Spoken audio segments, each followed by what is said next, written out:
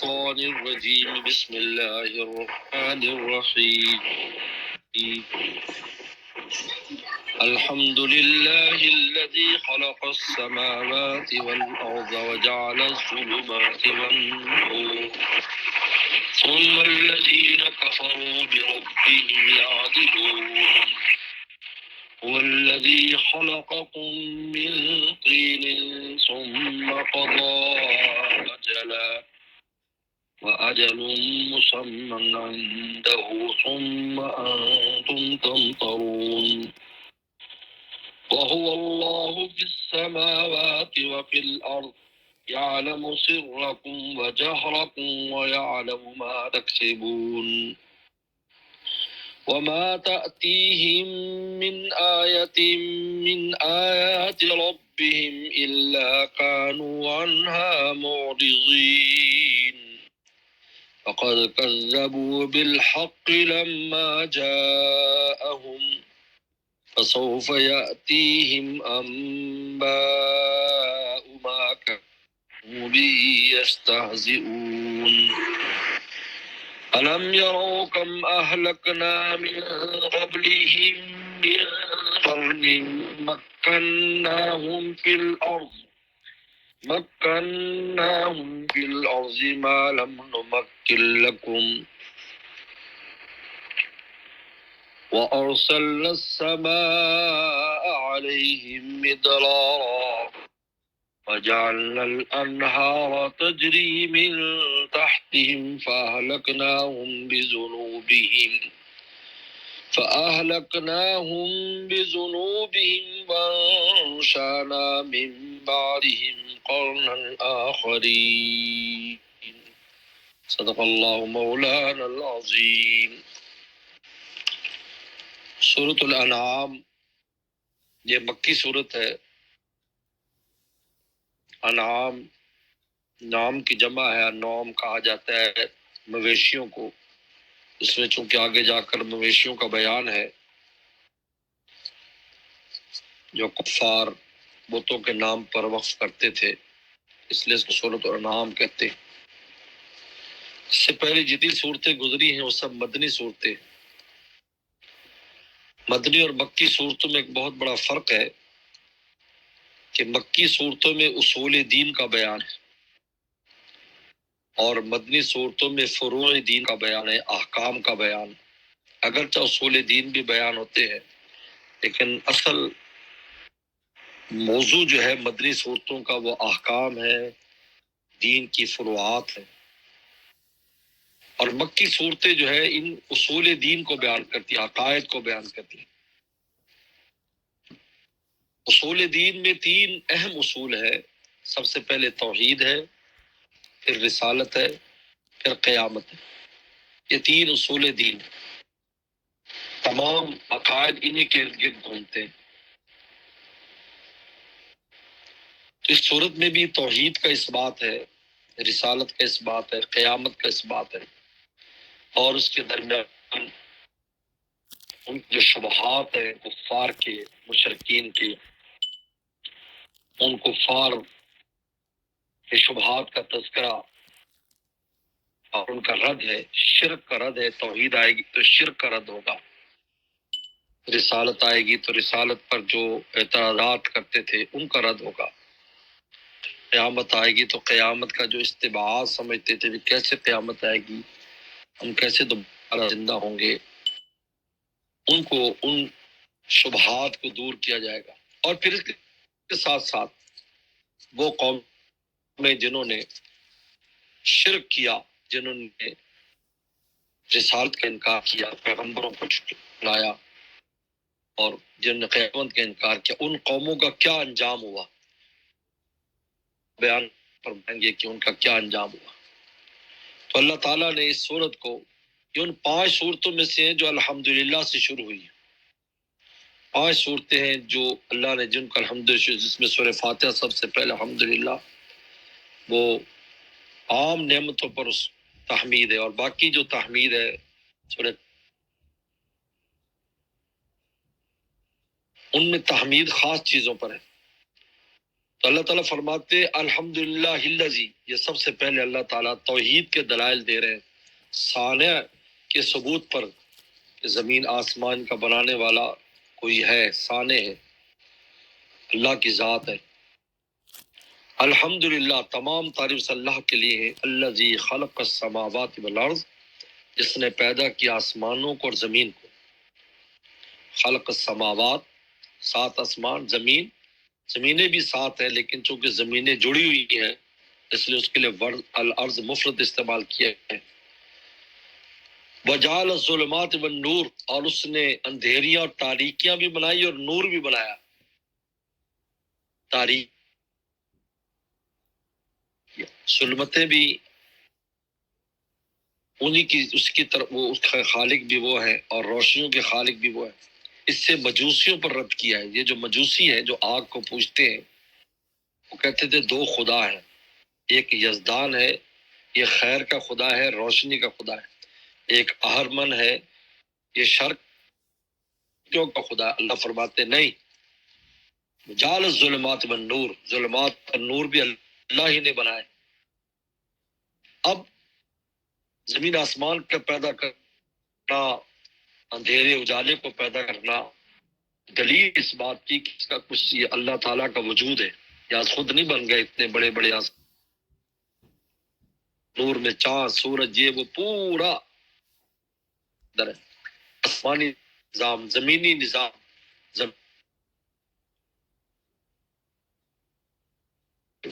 یہ سارا نظام اللہ کی ذات، یہ پر دلیل ہے، اللہ تعالیٰ کی ذات پر دلیل ہے۔ یہ ثم الظفر ہے، اپنے رب کے برابر ٹھہراتے، یعدلون، عدل کا معنی ہوتا ہے برابری کرنا، یعنی پھر بتوں کو اور دوسروں کو اللہ کے کر دیتے، حالانکہ یہ سب کام خالص اللہ تعالیٰ کی ذات کے، لیکن یہ سب لوگ جو دوسرے کفار، یعدلون،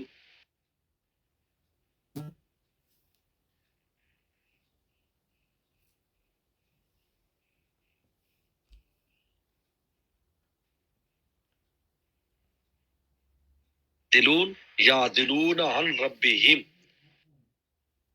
یعدلون بربہم، رب کے برابر شریک کرتے ہیں، رب کے برابر بتوں کو بناتے ہیں، یہ شرک کے معنی میں۔ اور اگر عن کے معنی میں یعدلون عن ربہم، اس کا مطلب ہے اعراض کرتے ہیں اپنے رب کو، پہلو تہی کرتے ہیں، منہ پھیرتے ہیں اپنے رب سے۔ اب دوسری دلیل اللہ کے سانے پر، یہ تو آفاقی دلیل تھی، آفاقی معنی آسمان زمین، ان کو دیکھ کر جو چیز سمجھ آتی ہے اس کو آفاق کہتے ہیں۔ اب انفسی دلیل دے رہے ہیں، تم اپنی ذات کو، هو الذی خلقکم من طین، وہ ذات جس نے تمہیں مٹی سے پیدا کیا، تم خود اپنے آپ پر غور کرو، من طین، آدم علیہ السلام کو مٹی سے بنایا گیا، تم مٹی سے پیدا کیا، ثم قضا اجلا، پھر اللہ نے تمہارے لیے ایک اجل اور مدت مقرر کر دی، اس مدت سے آگے پیچھے نہیں ہو سکتا، اس کو جانا پڑتا ہے، کچھ بھی ہو جائے اس سے زیادہ وہ رہ نہیں سکتا، اجل مسمى، ثم قضا اجلا، پھر ہر ایک کے لیے مدت کی، اس لیے کوئی بھی دنیا میں ایسا نہیں ہے جو ہمیشہ کے لیے۔ قرآن مجید نے کہا کہ ہم نے آپ سے پہلے کسی کے لیے خلد نہیں بنایا، کوئی ہمیشہ رہنے والا نہیں، اس پر موت طاری ہوتی، ثم قضا اجلا، تو تمہیں مٹی سے پیدا کیا، پھر تمہاری اب مٹی سے پیدا کرنا اور پھر موت و حیات کا ایک نظام ہونا، یہ خود دلیل ہے کہ پیچھے کوئی ذات ہے۔ وہ اجل مسمى عنده، پھر ایک اور مدت ہے اس کے ہاں، وہ یہ ہے کہ جب وہاں چلے جاتے ہیں قبر میں، مر جاتے ہیں، پھر اس کے بعد ایک مدت تک وہ وہاں رہتا ہے، برزخ میں رہتا ہے، پھر وہاں سے قیامت کے دن اٹھے گا، وہ کب ہوگا اللہ تعالیٰ جانتے ہیں۔ اجل مسمى، اور متعین وقت اس کے پاس ہے، ایک اور متعین اس کے پاس ہے، اس سے مراد برزخی وقت ہے۔ ثم انتم تمترون، اب تم شک کرتے ہو، اللہ تعالیٰ کی ذات پر، حالانکہ خود تمہاری ذات دلیل ہے اس بات پر کہ کوئی بنانے والا ہے، ورنہ اتنا خوبصورت انسان، اس طرح کا انسان، پھر اس کے لیے مدت کا مقرر ہونا اور پورا نظام کا ہونا، یہ دلیل ہے کہ اللہ تعالیٰ کی ذات ہے۔ ثم انتم تمترون، یعنی اوپر بیان کیا کہ زمین آسمان بنائے تو بربہم یعدلون، تو شرک کرتے ہو، اور پھر ہم نے تمہیں پیدا کیا، پھر تمہیں موت دی، پھر موت کے بعد ایک خاص وقت تک رکھیں گے، پھر دوبارہ اٹھائیں گے، اس میں تم شک کرتے ہو، انتم تمترون۔ وَهُوَ اللَّهُ فِي السَّمَاوَاتِ فِي الْأَرْضِ۔ اب اللہ تعالیٰ کے علم کا بیان کرے، علم محیط کا، کہ جس طرح اس کی ذات پورے کائنات پر قادر ہے، اس کو بنایا ہے، اسی طرح پوری کائنات کا علم بھی رکھتی ہے، علم بھی رکھتی ہے، اس کو معلومات بھی ہیں، ہر ایک کی معلومات ہے۔ وہ اللہ فی السماوات فی الارض، وہی اللہ ہے آسمانوں میں بھی زمین میں بھی۔ یعلم سرکم و جہرکم، جانتا ہے تمہارے سر، تمہاری چھپی باتوں کو، سیکرٹ باتوں کو تمہاری جانتا ہے، و جہرکم، اور تمہاری ظاہری باتوں کو بھی جانتا ہے۔ ان سیکرٹ ہے جو واضح، ان کو بھی جانتا ہے، چھپی باتوں کو بھی جانتا ہے، ظاہر باتوں کو بھی جانتا ہے۔ وَيَعْلَمُ مَا تَكْسِبُونَ، اور جانتا ہے جو تم کماتے ہو، یعنی جو تم کام کرتے ہو، جو تم کماتے ہو، یا تم حرکت کرتے ہو، یا تم اچھے برے اعمال کرتے ہو، سب کو اللہ تعالیٰ جانتے ہیں۔ یہ اللہ تعالیٰ نے دو دلیلیں دی۔ پہلی دلیل اپنے سانے ہونے پر دلی، دو دلیلیں دی، اور پھر اپنے علم محیط پر دلیل دی۔ اب اس کے بعد کفار کیا کرتے ہیں، ان کا کیا رویہ ہے مشرکین کا؟ ما تاتی من آیت من آیات ربہم، جب بھی ان کے پاس کوئی نشانی اللہ کی نشانیوں میں سے آتی، اس سے قرآن مجید بھی ہے، اس سے نبی کریم صلی اللہ علیہ وسلم کی ذات مبارک بھی ہے، اس سے معجزات بھی ہیں۔ جب بھی کوئی نشانی ان کے پاس آتی ہے، کوئی معجزہ پیغمبر دکھاتا ہے، خود نبی کی ذات خود ایک بہت بڑا جو ہے اللہ کی قدرت کا شاہکار ہے، جو پیغمبر کی ذات ہے، اور خود جو ہے قرآن مجید جو ہے وہ اللہ تعالیٰ کا معجزہ ان کے سامنے آتا ہے، تو کیا کرتے؟ اللہ کانوا عنہا معرضین، مگر اس سے اعراض کرتے ہیں۔ اعراض یعنی پہلو تہی کرتے ہیں، منہ پھیر لیتے ہیں، سنتے نہیں ہیں، نہ نبی کی ذات پر غور کرتے ہیں، نہ معجزات پر غور کرتے ہیں، نہ قرآن پر غور کرتے ہیں، کوئی کنسیڈر نہیں کرتے ان کو، اعراض کرتے ہیں ان سے، وہ اپنا منہ پھیر لیتے ہیں ان سے۔ ما تاتی من آیت من ربہم، نہیں آتی ان کے پاس تیرے رب کی نشانی میں کوئی نشانی۔ ان میں تین مصداق ہے اس کے، جو قرآن مجید ہے، نبی کریم صلی اللہ علیہ وسلم کی ذات مبارک، اور معجزات ہے۔ اللہ کانوا عنہا معرضین، مگر یہ اعراض کرتے ہیں۔ پھر اعراض کے بعد کیا کرتے ہیں؟ فقط کذبوا بالحق لما جاءہم، بس انہوں نے جھٹلا دیا حق کو جب ان کے پاس آئے۔ اس حق سے مراد بھی نبی کریم صلی اللہ علیہ وسلم کی ذات مبارک ہے اور قرآن مجید ہے، اس کو جھٹلا دیا جب ان کے پاس آیا۔ فسوف یاتی من انباء ما کانوا به یستعجلون، بس ان قریب ان کے پاس آ جائے گی خبریں آ جائیں گی، کس چیز کی؟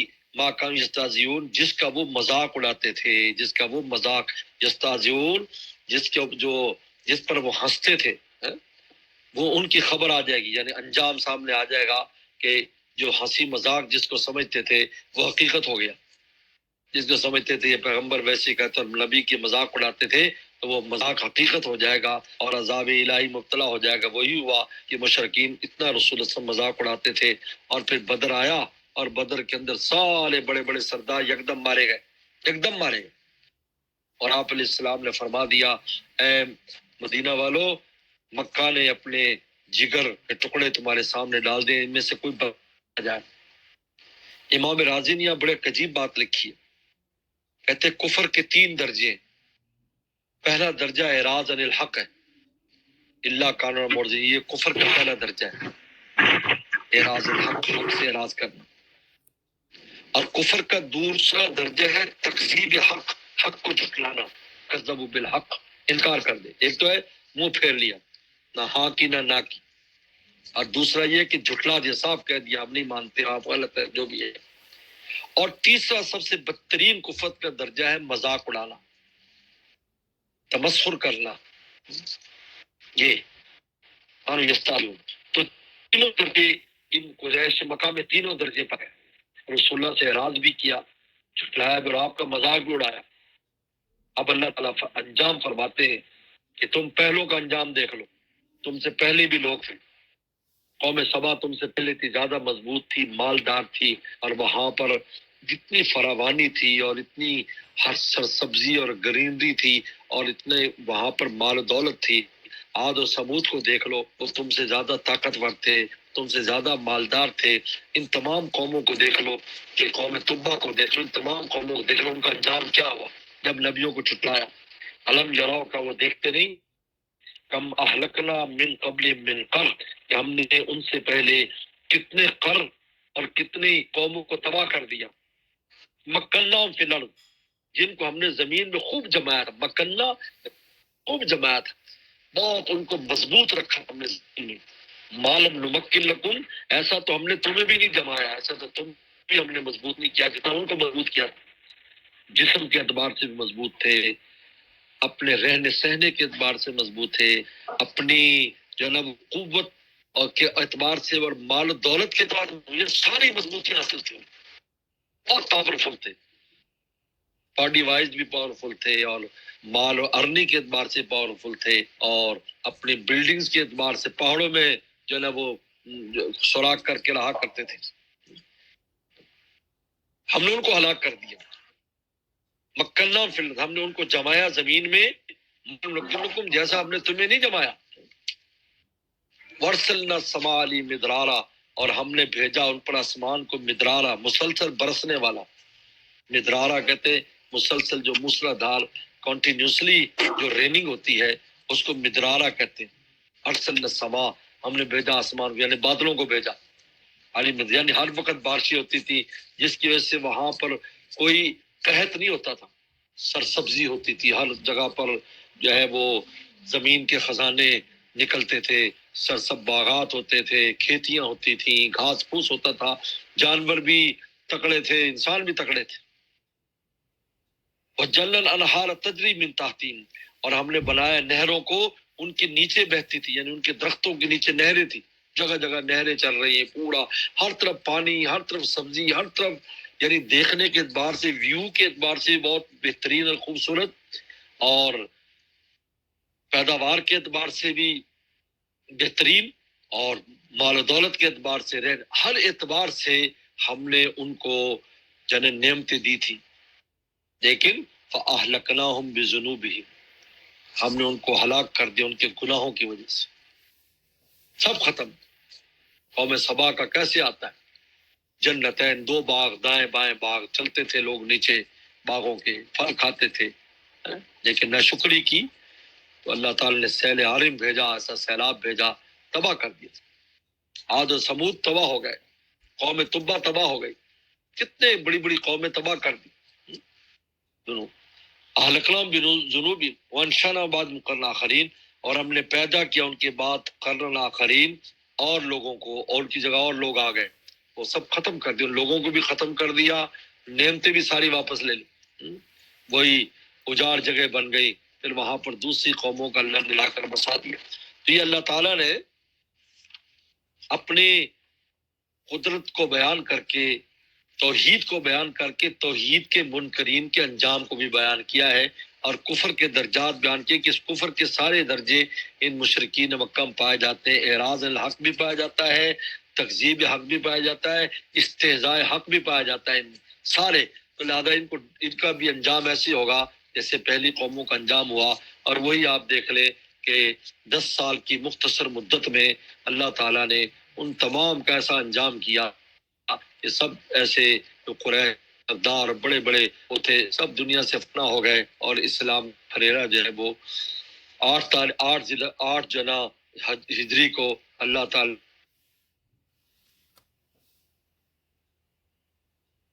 صدق اللہ مولانا العظیم.